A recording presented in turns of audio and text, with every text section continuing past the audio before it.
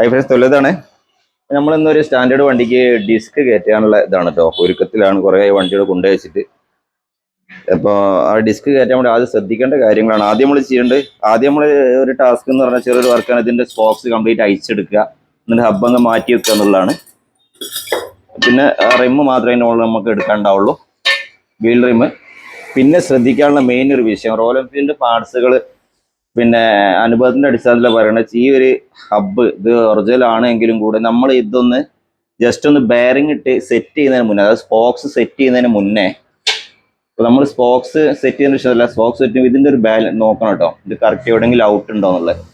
അപ്പോൾ ഇത് ഏതെങ്കിലും നിങ്ങൾക്ക് നിങ്ങളെ വർക്ക്ഷോപ്പിൽ ഏതാണോ സൗകര്യം ഉള്ളത് വെച്ച് എന്തെങ്കിലും ഒന്ന് വെച്ചിട്ട് റൗണ്ട് ചെയ്ത് കറക്റ്റ് നോക്കിയിട്ട് എവിടെയെങ്കിലും ഈ ഒരു ഭാഗവും ഡിസ്കിന്റെ റോട്ടർ കൊടുക്കുന്ന ഭാഗവും ഈ ഒരു ഭാഗം ഔട്ട് ഉണ്ടോ നോക്കണം. ചിലർ പിന്നെ ഹബിന് അങ്ങനെ ഔട്ട് വരുന്നുണ്ട്. ഔട്ട് വന്നു കഴിഞ്ഞാൽ ഡിസ്ക് സെൻട്രലിൽ നിൽക്കില്ല, ഇങ്ങനെ വരഞ്ഞ് ഇങ്ങനെ വെട്ടിയേ പോവുള്ളൂ. ഈ ഒരു സംഗതി ഔട്ട് ഉണ്ടെങ്കിൽ നമ്മൾ എത്ര തന്നെ ട്രൂൺ ചെയ്താലും കറക്റ്റ് ആവുമല്ലോ കേട്ടോ.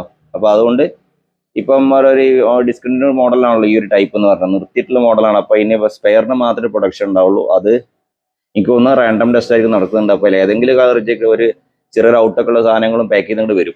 അപ്പോൾ അതുകൊണ്ട് നമ്മൾ ശ്രദ്ധിക്കുക. ഈ ഒരു ബെയറിംഗ് ഇട്ടിട്ട് ഇപ്പം നിലവിൽ ചെയ്തേക്കുന്ന സ്റ്റാൻഡേർഡിനെ തന്നെ ആക്സിൽ കയറ്റിയാണ് കേട്ടോ. നമ്മൾ ബോട്ടം ട്യൂബ് മാറ്റുന്നില്ല, അതിൻ്റെ മുകളിൽ ഡിസ്ക് ഫിറ്റ് ചെയ്യാണ്. അതെങ്ങനെയാണെന്ന് കാണിച്ചു തരാം. മുമ്പ് ഞാൻ കുറേ പല വീഡിയോയും ചെയ്തിട്ടുണ്ട്. അപ്പം ഈ ഒരു ഇത് നമ്മൾ ഫിറ്റ് ചെയ്തതിന് ശേഷം ഇത് കറക്റ്റ് ആയിട്ട് ഇതിൻ്റെ അലൈൻമെൻറ്റ് കറക്റ്റ് ആണോ എന്ന് നോക്കണം. ഈ അലൈൻമെൻറ്റ് കറക്റ്റ് അല്ല എങ്കിൽ ഈ അതിന് റീപ്ലേസ് നോക്കുക കേട്ടോ. കാരണം മാറ്റിയെടുക്കുക. അല്ലെങ്കിൽ നമ്മൾ ചെയ്ത് കഴിഞ്ഞാൽ ഡിസ്ക് ഫിറ്റ് ചെയ്ത് കഴിഞ്ഞാൽ ഔട്ട് ഉണ്ടാവും, പിടിക്കുമ്പോൾ ചാടി കളിക്കും, അതേമാതിരി ഉരഞ്ഞുരഞ്ഞ് കളിക്കും, പല പ്രശ്നങ്ങളും ഉണ്ടാകുന്നുണ്ട്. അതുകൊണ്ട് തന്നെ ഒറിജിനൽ പ്രൊഡക്റ്റ് ആണെന്ന് കരുതി നമ്മൾ കണ്ണും ആടെ അടച്ചിട്ട് സാധനമായിട്ട് ഫിറ്റ് ചെയ്ത് വിടരുത്. ഈ ഒരു കാര്യം എല്ലാവരും ശ്രദ്ധിക്കുക. അങ്ങനെ ഒരുപാട് പ്രശ്നങ്ങൾ, എനിക്ക് 1-2 പ്രശ്നങ്ങൾ വന്നിട്ടുണ്ട്. ആ ഒരു എക്സ്പീരിയൻസിൻ്റെ അടിസ്ഥാനത്തിൽ ഞങ്ങളോട് വീഡിയോ ഷെയർ ചെയ്യണം. ഓക്കെ, അടുത്ത വീഡിയോ കാണാം. Thanks for watching.